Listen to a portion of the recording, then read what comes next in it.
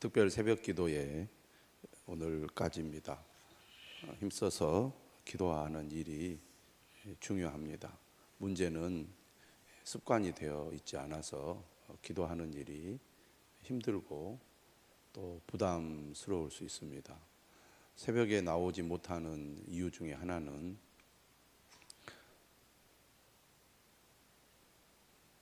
잘 일어나지 못하는 경우도 있지만 새벽에 나오면 하루 종일 일상이 깨져서 졸리고 또 피곤하여 정상적인 활동을 하기가 어렵다, 이렇게 말하는 분들이 많이 있습니다. 처음에는 그러는 것 같습니다. 새벽 기도 생활에 이렇게 익숙하신 분들은 일찍 잠을 자고 또 일찍 일어나서 정상적인 활동을 잘 하시는 것 같습니다. 우리가 하루를 살면서 하나님께 기도하고 하나님의 인도하심을 받아서 사는 것은 믿음의 삶에서 매우 중요한 일입니다. 기독교 역사를 보면 경건한 그리스도인들은 항상 새벽을 깨우며 기도했습니다. 우리나라처럼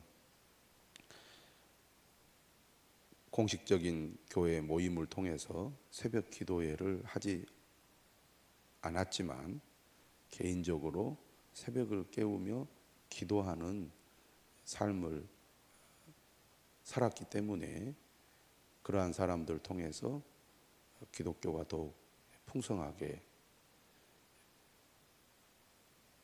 이루어지고 또 많은 사람들에게 선한 영향력을 끼쳤을 뿐만 아니라 경건한 삶을 살아갈 수 있었습니다.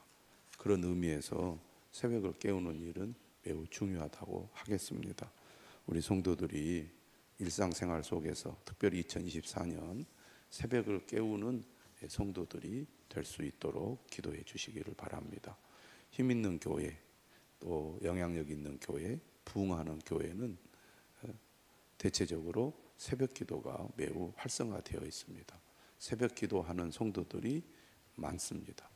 특별히 특별 새벽 기도회를 하면 많은 성도들이 참여를 합니다. 기본적으로 교회가 하는 일에 우선순위를 두고 또 순종하는 자세가 되어 있는 것이죠. 여의도 순복음교회라든지 사랑의 교회라든지 또 부산에 가면 수영로 교회라든지 이런 교회들을 보면 성도들이 얼마나 적극적으로 순종하고 또 열심히 기도하는 일에 동참하는지를 잘 알 수가 있습니다. 그 배후에는 리더들의 헌신이나 순종이 있기 때문에 가능하겠죠. 직분자들이 또 리더들이 교회가 하는 일에 적극적으로 참여하고 순종하는 이 자세를 가질 때 교회가 하나가 될 수 있습니다. 이런 교회가 될 수 있도록 여러분들이 기도해 주시고 특별히 새벽에 나오시는 여러분들이 그러한 믿음의 사람들이 될 수 있기를 바랍니다. 오늘 우리가 읽은 말씀은 이제 십계명입니다. 하나님께서 이스라엘 백성들에게 주신 계명의 핵심은 십계명이죠. 모세는 40년 차 가나안 입성을 앞둔 제2세대 이스라엘 백성들에게 고별을 설교를 하면서 십계명을 다시 들려주고 있습니다. 하나님의 뜻을 알고 온전히 따르도록 하기 위해서죠. 어제 본문에서 우리가 1계명과 2계명을 다루었습니다. 오직 하나님만 믿고 섬겨야 한다는 것이죠. 오직 하나님만 믿고 섬기는 사람은 하나님이 아닌 것을 하나님처럼 믿거나 숭배해서는 안 된다는 것입니다. 그 어떤 것도 하나님의 대체자가 될 수가 없다는 얘기죠. 그런데 우리가 살아가다 보면 우리도 모르는 사이에 눈에 보이지 않는 하나님보다 눈에 보이는 그 어떤 것이 하나님보다 더 소중하게 여겨지고 하나님보다 더 귀중한 존재로 여기게 된다는 얘기입니다. 그것을 경계하는 말씀을 십계명 두 번째 계명에서 매우 강조하고 있습니다. 나는 하나님보다 더 사랑하는 것이 없는가? 하나님보다 더 사랑하는 것 때문에 하나님을 소홀히 여기지 않는가? 어제 말씀 5장 10절에 보면 하나님을 믿는다는 것은 하나님을 사랑하고 하나님의 계명을 지키는 것임을 알 수가 있습니다. 예수님께서는 구약의 말씀을 인용해서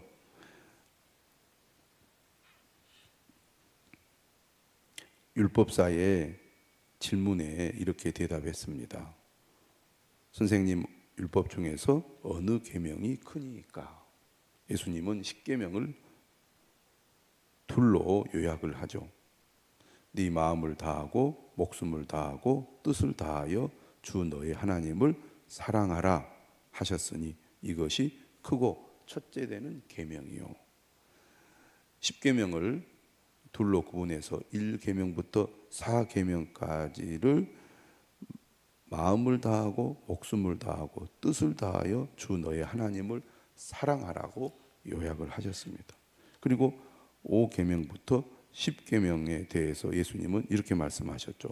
둘째도 그와 같으니 내 이웃을 내 자신같이 사랑하라 하셨으니, 둘째도 이와 같다는 것은 계명의 순서는 1계명부터 4계명까지 하나님 사랑이 첫 번째지만 둘째 계명 역시 첫 번째 계명과 동등하다는 얘기입니다. 순서에 있어서는 하나님 사랑이 먼저지만 진정한 하나님 사랑은 반드시 이웃 사랑으로 연결되고 이어져야 한다는 것입니다. 하나님은 사랑하는데 이웃은 사랑하지 않는다, 이렇게 되어서는 안 된다는 것입니다. 분리될 수 없다는 것이 예수님의 말씀이고, 또 십계명도 그것을 우리에게 가르치고 있습니다. 오늘 우리가 읽은 본문 11절에서 21절은 세 번째 계명과 네 번째 계명이 먼저 나옵니다. 하나님 사랑에 관한 계명이죠. 11절은 이렇게 말합니다. 너는 내 하나님 여호와의 이름을 망령되이 일컫지 말라. 나 여호와는 내 이름을 망령되이 일컫는 자를 죄 없는 줄로 인정하지 아니하리라. 매일 성경은 이렇게 설명하고 있습니다. 하나님의 이름을 망령되이 일컫는 것은 하나님의 이름을 헛되이 부르거나 악한 일에 오용하는 것을 의미합니다. 거짓을 정당화하고 이웃을 속이기 위한 맹세에 하나님의 이름을 거론하는 것이 그 예입니다. 하나님을 믿는다고 사람들에게 말하면서 삶으로는 하나님을 욕되게 한다면 그것이 여호와의 이름을 망령되이 일컫는 것이라는 거죠. 오늘 우리가 그런 행동을 할 때가 많이 있습니다. 그러므로 믿음으로 산다는 것은 말로 내가 하나님을 믿습니다, 하나님이 소중합니다, 이렇게 드러내는 것이 아니라 삶을 통해 나는 하나님을 믿습니다, 나는 하나님의 말씀을 따릅니다 라는 것을 보여줄 수 있어야 한다는 것이죠. 매일 성경에도 말하죠. 하나님의 이름을 지니고 사는 우리가 하나님의 이름에 어울리지 않는 삶으로 하나님의 이름을 더럽힌다면 그 역시 하나님의 이름을 망령되이 일컫는 것입니다. 교회에서 뿐만 아니라 가정에서나 일터에서 내가 하나님의 대사다, 이런 의식을 가져야 할 것입니다.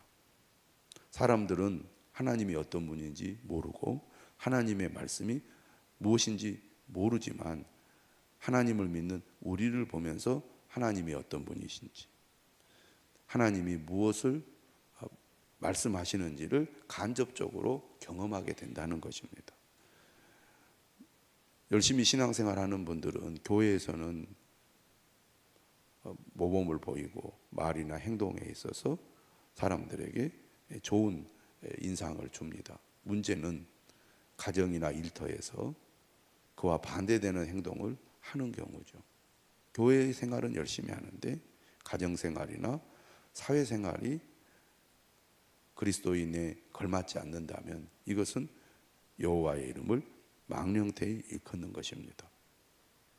아는 사람이 없으니까, 나와 상관이 없으니까 아무렇게나 해도 돼 라는 생각은 옳지 않다는 얘기입니다.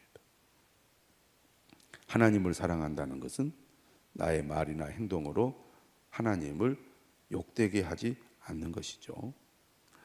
하나님 사랑의 마지막 계명은 네 번째 계명인데 역시 네 번째 계명이 매우 깁니다.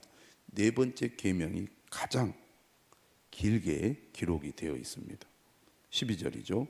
내 하나님 여호와가 내게 명령한 대로 안식일을 지켜 거룩하게 하라. 엿새 동안은 힘써 내 모든 일을 행할 것이나 일곱째 날은 내 하나님 여호와의 안식일인즉 너나 내 아들이나 내 딸이나 내 남종이나 내 여종이나 내 소나 내 나귀나 내 모든 가축이나 내 문 안에 유하는 객이라도 아무 일도 하지 못하게 하고 내 남종이나 내 여종에게 너같이 안식하게 할지니라. 너는 기억하라. 내가 애굽 땅에서 종이 되었더니 내 하나님 여호와가 강한 손과 편팔로 거기서 너를 인도하여 내었나니 그러므로 내 하나님 여호와가 내게 명령하여 안식일을 지키라 하느니라. 안식일 준수에 대해서 매우 길게 기록하면서 강조를 하고 있습니다.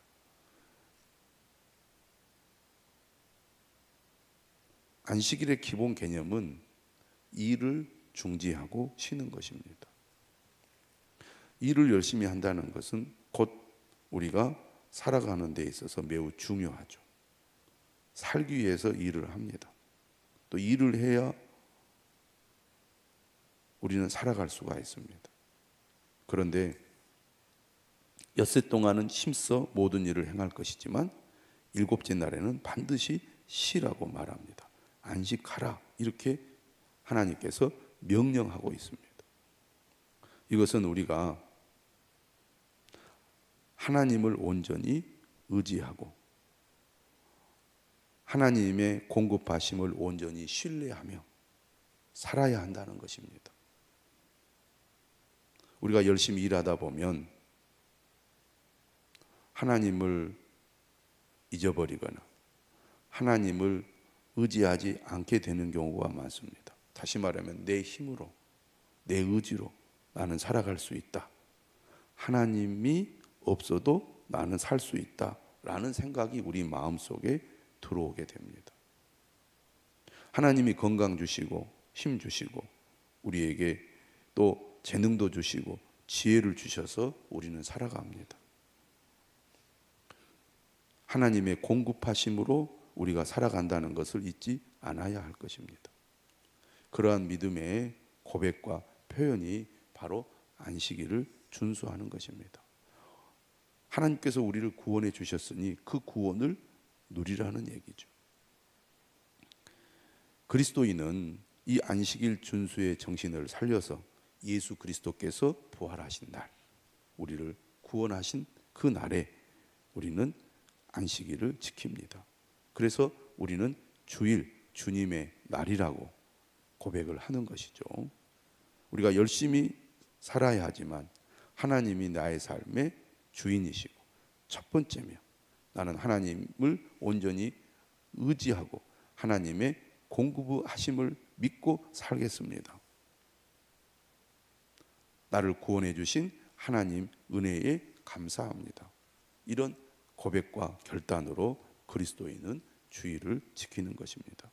그러므로 우리가 믿음으로 감사함으로 주일을 거룩하게 지키는 것은 매우 중요하다고 하겠습니다.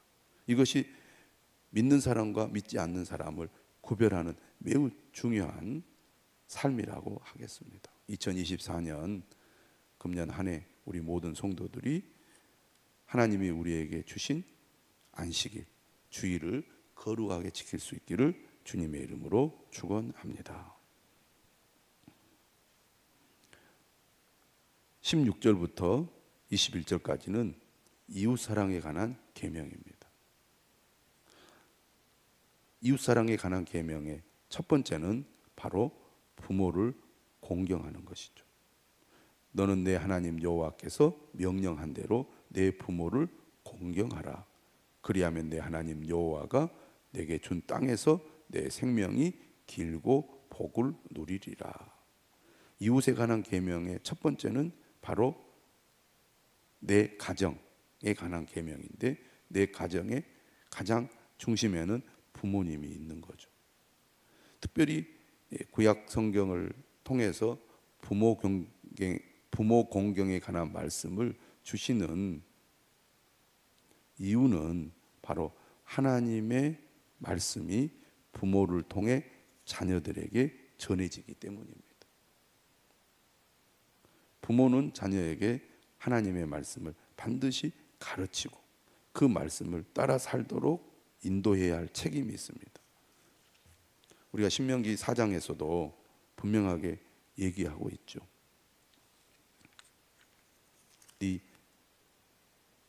그 자녀에게 가르치게 하라. 그들이 세상에 사는 날 동안 나를 경외함을 배우게 하며 그 자녀에게 가르치게 하리라. 4장 10절에서 말씀하고 있습니다. 하나님의 말씀을 듣고 지켜 행하는 가장 첫 번째가 바로 가정입니다. 부모입니다. 부모의 신앙, 또 부모가 자녀들에게 말씀을 잘 전하는 것이 매우 중요하다는 것이죠. 오늘날도 마찬가지입니다. 믿음의 사람을 키우는 가장 첫 번째가 가정이라고 하겠습니다. 자녀들을 믿음으로 잘 양육하고 말씀을 따라 살도록 가르쳐야 할 책임이 부모에게 있다는 것입니다. 그런 의미에서 자녀들은 반드시 하나님이 우리에게 주신 부모를 공경해야 합니다. 그렇게 함으로써 하나님을 잘 믿게 될 뿐만 아니라 우리의 가정이 믿음의 가정이 되는 것이죠. 그래서 뭐라고 말합니까? 내 부모를 공경하라. 그리하면 내 하나님 여호와가 내게 준 땅에서 내 생명이 길고 복을 누리리라. 가정을 귀하게 여기고 또 부모님을 공경하는 삶이 바로 하나님 사랑, 이웃 사랑의 첫 번째라고 하겠습니다. 그래서 하나님 사랑과 이웃 사랑을 연결하는 다리 역할을 바로 부모 공경으로 우리에게 가르치고 있는 것입니다. 17절에 살인하지 말라, 간음하지 말라, 도둑질하지 말라, 내 이웃에 대하여 거짓 증거하지 말라, 내 이웃의 아내를 탐내지 말라, 내 이웃의 집이나 그의 밭이나 그의 남종이나 그의 여종이나 그의 소유나 그의 소나 그의 낙이나 내 이웃의 모든 소유를 탐내지 말지니라. 소극적인 의미에서 이웃의 생명, 이웃의 가정, 또 이웃의 재산을 지켜야 한다는 것입니다. 내가 소중한 만큼 타인도 소중하다는 거죠. 내가 존중받기 원하는 만큼 타인도 존중하는 삶을 살아야 한다는 것이죠. 진정으로 하나님을 믿고 하나님을 사랑하는 하나님의 백성이라면 마땅히 이웃의 생명, 이웃의 가정, 이웃의 재산, 이웃의 삶을 존중하고 귀하게 여기는 삶을 살아야 한다는 것이죠.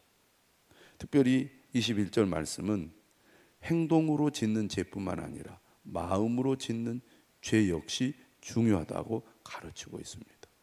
우리는 행동으로 죄를 범하지 않았다고, 나는 죄를 짓지 않았다고 말할 때가 많이 있지만 21절은 마음으로 짓는 죄를 중요하게 다루고 있습니다. 오늘 우리는 하나님을 사랑하는 만큼 이웃을 사랑하는 삶을 실천해야 할 것입니다. 17절에서 21절의 말씀, 매일 성경은 이렇게 설명하고 있습니다. 살인, 간음, 도둑질, 거짓 증거, 탐심을 금지한 것은 이웃 사랑을 소극적으로 적용한 것입니다. 이웃을 위해 기부하고 봉사하고 때로는 의인이라 불릴 만한 헌신적 행위를 하면 더할 나위 없이 좋겠지만, 그렇게 하지 못하더라도 이웃에게 하지 말아야 할 일을 하지 않는 것부터 실천합시다. 그렇게 시작해서 생명을 살리고 이웃의 존엄을 지켜주는 데까지 나아갑시다. 오늘 우리는 소극적인 이웃 사랑을 넘어서서 적극적으로 이웃 사랑을 실천해야 되겠습니다. 우리 주변에 있는 사람들을 우리가 긍휼히 여기고 돕고 또 격려하고 함께하며 그들을 구원에 이르도록 인도하는 적극적인 이웃 사랑을 실천하는 우리 모두가 되어야 할 것입니다. 하나님 사랑과 이웃 사랑은 순서는 분명하지만 그 관계는 서로 연결되어 있고 분리될 수 없다는 것입니다. 성령의 인도하심과 능력으로 하나님 사랑, 이웃 사랑을 실천하는 저와 여러분들이 되시기를 주님의 이름으로 축원합니다. 2024년 새벽을 깨우며 날마다 기도함으로 하나님의 인도하심과 도우심을 늘 경험하는 한 해가 되시기를, 승리하는 저와 여러분들이 되시기를 주님의 이름으로 축원합니다.